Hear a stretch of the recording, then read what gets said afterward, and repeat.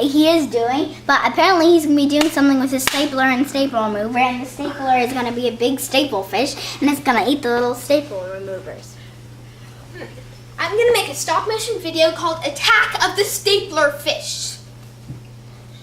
And basically, it's going to be where an enormous stapler fish goes and eats both of the smaller staple remover fish. Okay, And yes, Mitra, I'll let go of you now.